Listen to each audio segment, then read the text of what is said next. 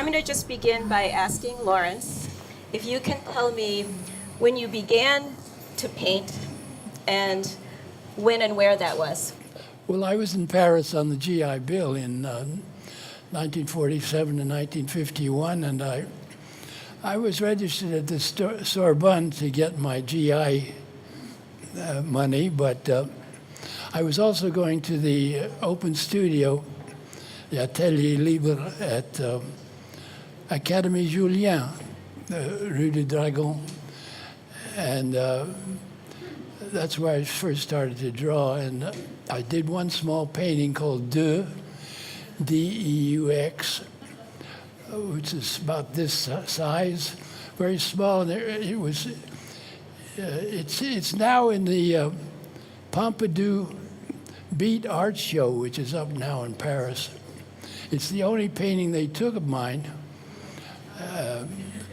because they couldn't have this one, and they couldn't have the one down there beginning with the words, "The Third World War is the war against the Third World." In fact, it has already begun. That's the beginning of that down there. So those two 8-foot paintings should be in the Beat Art Show, including the Ginsberg painting over here. It's my painting of the Howl, which has a figure that resembles the figure in Munch's The Scream. And in the sky, there's a quotation from the Moloch passage from Allen Ginsberg's Howl. They couldn't have it because I need it for this show. And anyway, the painting Deux had nothing to do with the beats. It was inspired by drawings by Jean Cocteau, and no one had even heard of the beats in 1950. But anyway, then when I got out here, I got a studio from Hassel Smith at 9 Mission Street, which is on the Embarcadero in Mission. There was an Alcoholics Anonymous club on the second floor. And it's the same building where Harry Bridges directed the 1930s waterfront strike. And on the second, there was no electricity over the ground floor.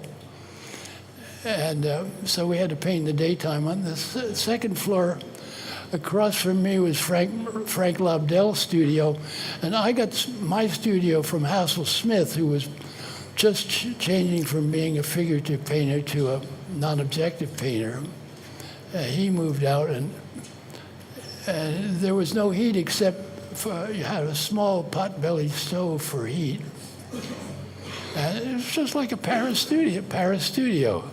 And it was only $29 a month. And you told me the other day that you tried to be an abstract expressionist. Oh yeah, so failed miserably. I mean, I grew up with in New York, and the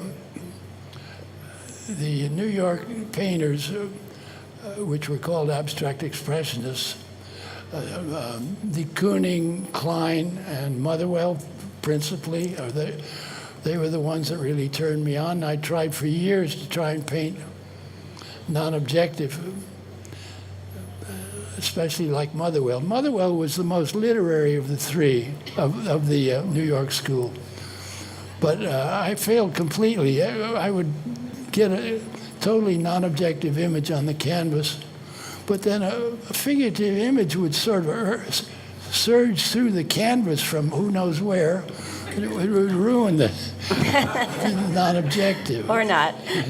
By the way, I'm making a difference between non-objective and abstract. Abstract is an abstract of an actual object or scene in the real world, whereas the non-objective painting is not based on anything. It's not an abstract of anything, and it's a pure original creation, and that's what those guys were trying to do.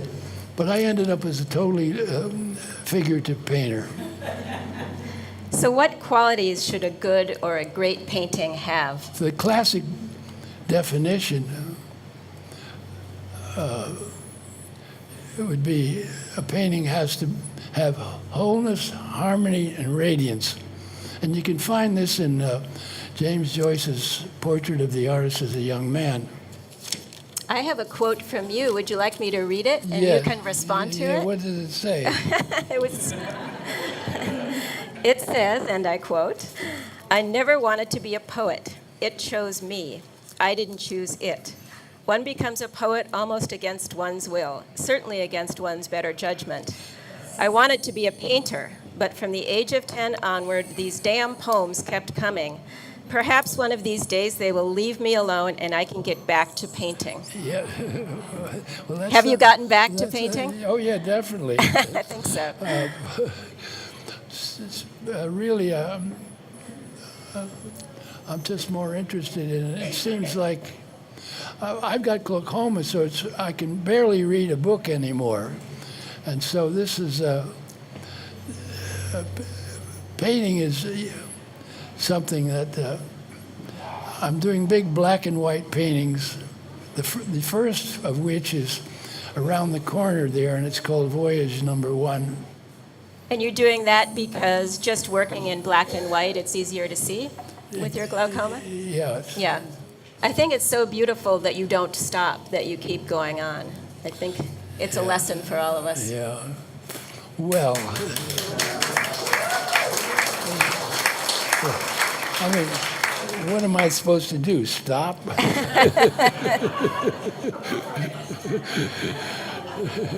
Well, from Joyce's great book, Portrait of the Artist as a Young Man, there's a quote. He says, "The supreme quality of beauty is light from some other world." And that's a great thing for a painter to strive toward. Yeah. Like, where's the light in this painting? Or where's the light in this painting? I would say here the light may be coming from some other world.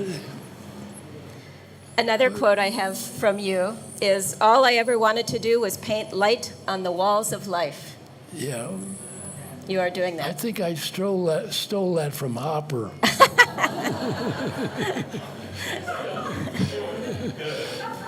You know, it's a pleasure to paint nothing but pure light or pure love or pure lyricism.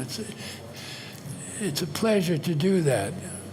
But these days, everything is political. Even a lyrical painting, which is pure lyrics and no politics in it, even a pure love painting is political these days, because you can say that because the painter painted this pure painting, pure lyricism, that he's ignored the political, and therefore he's accepted the status quo, which is a pretty unanswerable question. I mean, you can't. There's really no way to rebut that. You know, when I first met Lawrence, he had an exhibition at a building downtown. I think it was the Bank of America. And yeah. he had put some large paintings, and there were a few nudes in them. Oh, they were written. How about that? That's a, that's a slip. They were painted on house painters' tarps. Yeah. They were each about 15 feet wide. They were huge. And there were a few nudes in them. And somebody walked into the bank and said, "You have to take these down. I don't want my son to be exposed to these." And so you called up our friend Diane Roby and said, "We have not come anywhere since the Howl. These paintings need to be shown and a point needs to be made out of them." So I was working at Yerba Buena at the time and convinced the staff, which didn't need much convincing, that we would show these paintings at Yerba Buena. And it was a great moment because we read The Howl and it was recorded. Well, that was a great thing for you to do. It was wonderful. I never had that kind of exposure before. You're a great inspiration and a great painter, and the political agenda is being pushed. Yeah, well, and I think today, do you see it? Well, there was nothing political in those paintings, and there was nothing obscene in them. There was nothing. I mean, maybe there was a couple of nudes, but there was nothing. The nudes weren't doing anything. Darn it. Well, let's see what else notes I have here. Yes, a thing of beauty is a joy forever. However, politics destroys it. And as you saw in Syria, when ISIS came in and destroyed a whole museum of pure beauty, the thing of beauty for a joy forever wasn't forever. It was destroyed by ISIS. I'm not sure if E. Cummings said it. He said, a poem does not have to mean, but is. So you could say that with a painting. The painting does not have to mean, it is.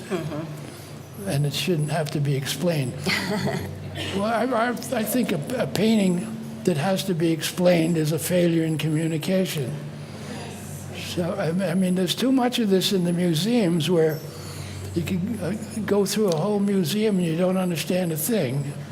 And you have no idea what the painter is trying to do, and it's a failure in communication. So, Do you consider that the artist's failure or the museum's failure or both? it's the artist's failure, I think. Everyone, poets and artists or people in general, they're going along pursuing their own private agenda, their own private pursuits, trying to fill their own private longings and needs.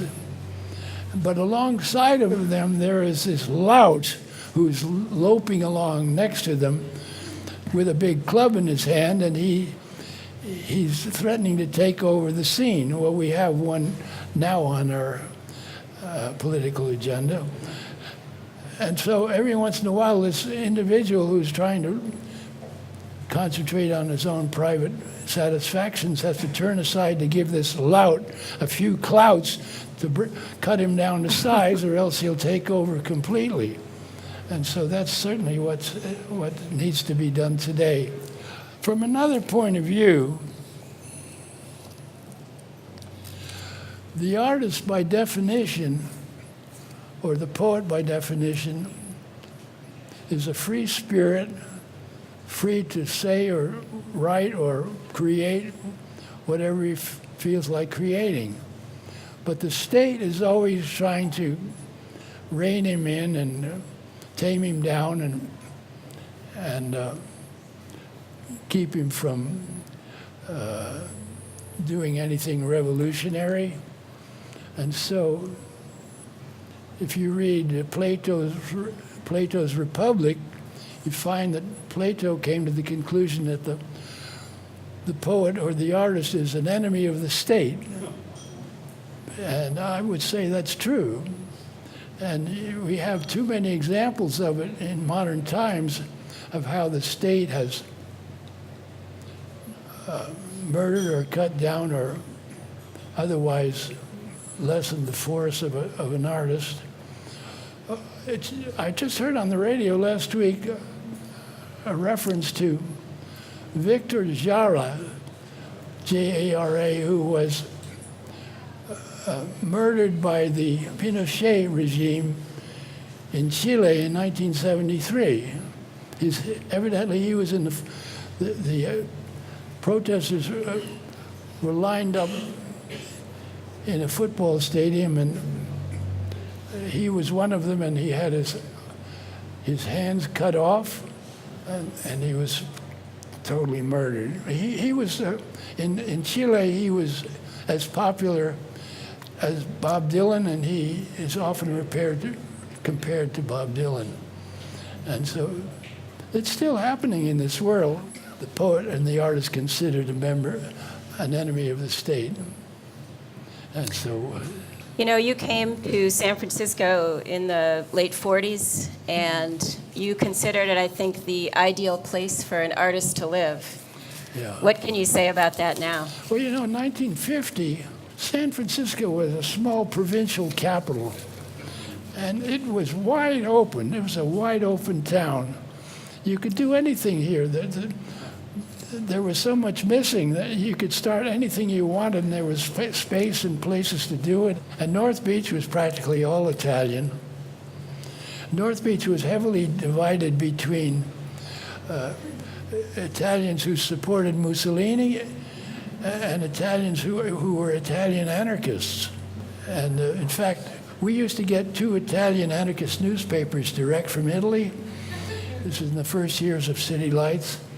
And the garbage truck would pull up every day or every week, and the guy would rush in his baggy pants and buy a copy of the Italian anarchist newspaper.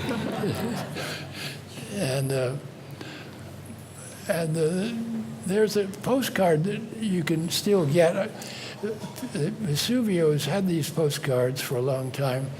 It was a picture of a huge crowd of men only, who lived in all the boarding houses around Columbus and Broadway, who came over by themselves. Theoretically, they would get established and they would call for their family and their wives to come over later once they got established. Sometimes it happened, sometimes it didn't, on account of various beauties in the local landscape which attracted them. But anyway. And what about today? Well, it's more fun talking about the past. Well, today.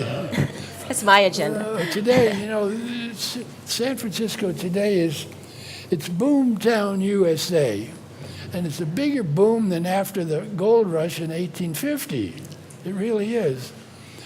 And the whole town is torn up with construction.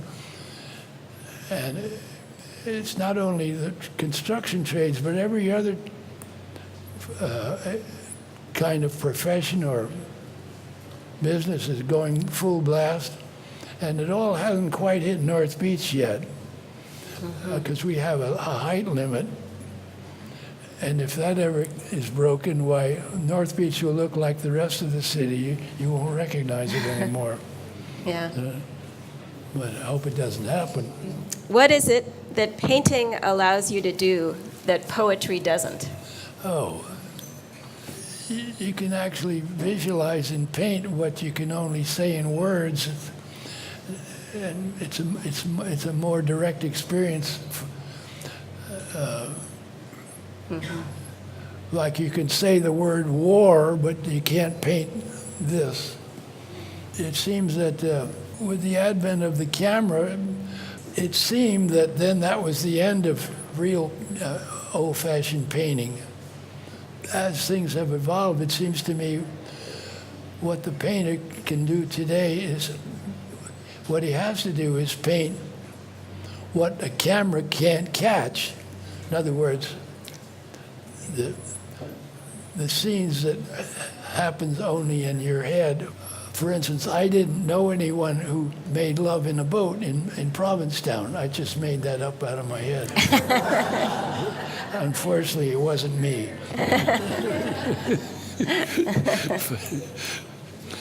Well, as a great other, I can't help but quote from James Joyce's portrait of the artist as a young man. The artist remains within or behind or beyond or above his heart, his handiwork. Invisible, refined out of existence, indifferent, paring his fingernails. So that's that was Joyce's view. So he wasn't exactly an artist committed to writing agitprop. Well, I'm certainly not committed to painting agitprop.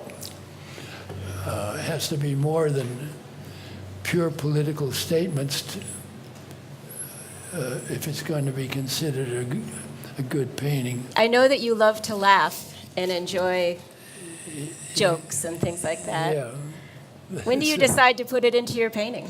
Well, Can you give an example of something There are here? a couple of paintings here that have a lot of laughs in them. Yes. I like those two soldiers with erections standing at attention, obeying the command, attention.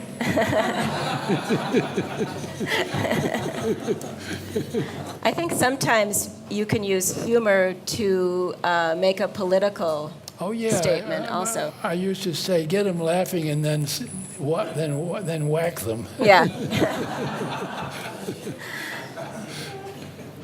Well, Lawrence, I know everyone in this room agrees with me that we can't wait to see your next painting. Yeah. Thank you. Thank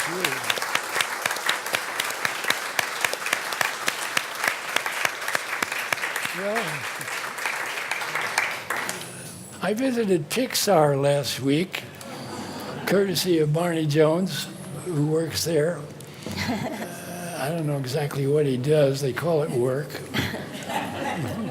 But so I wrote these notes about it. Like when you go to Pixar, which is over in Emeryville, you go through the gates, which is a huge Hollywood-type sign, Pixar, and then you go to the Steve Jobs building, and inside is the atrium. And there's people feeding, there's people walking around. It must seem, by the number of cars in the parking lot, I would say maybe 1,500 people work there at any one time. But they're all very peaceful, and seems like all their wants have been satisfied. And everything is perfectly organized. There's total efficiency, and so in a way it's a model of an ideal society. The campus is a very peaceful place with lots of all kinds of people walking around, and so I would say it's a bit curious that in this ideal society everything is devoted to the production of animated films aimed at children, but also aimed at adults. But if that's the aim of an ideal society, I don't know, it seems very curious.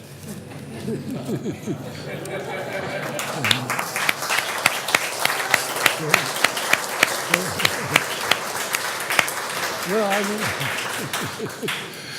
that's a long way from painting, isn't it? This is a boring question, but I'm always curious about what artists you admire. Oh, yes. Well, I did an MA at Columbia University on J.M.W. Turner. I read the great works of John Ruskin about Turner. John Ruskin produced a huge set of books called Modern Painters, which ends up with Turner. At the beginning of the history of modern painting, you have hardly any light or no light at all on the canvas, like in the Middle Ages. Then slowly, in the Renaissance, some light breaks through in the sky. And then as the ages progress, more and more light breaks through. And so then you get to Turner, where light suddenly blazes forth. And I remember when I saw the Tate paintings, most of the Turner paintings at the Tate Museum in London at that time, like this would have been in 1946. The last room was all light. The last room was, his canvases had practically no figuration left in them. It was all just pure light. Turner had a hard time getting into the Royal Academy, and that's one reason that Ruskin championed him, because he wasn't a gentleman. He was uncouth. He slept with whores. He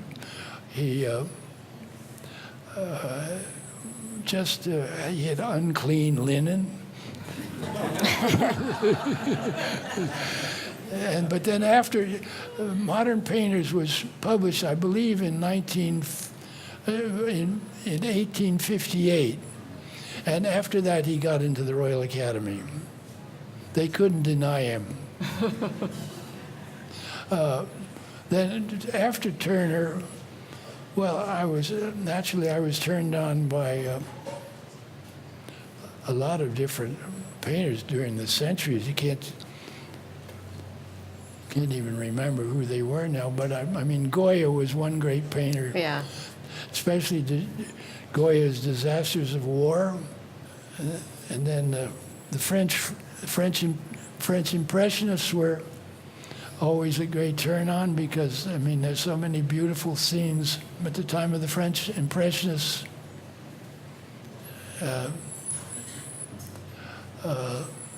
Late 18th century. It was the height of Greco-European civilization, really, as mirrored in the canvases of the beautiful scenes. People in cafes, people parades going down beautiful avenues, and boating parties on the Seine, and everyone looking beautiful, and that was what can you say? If you want to call it non-political, okay.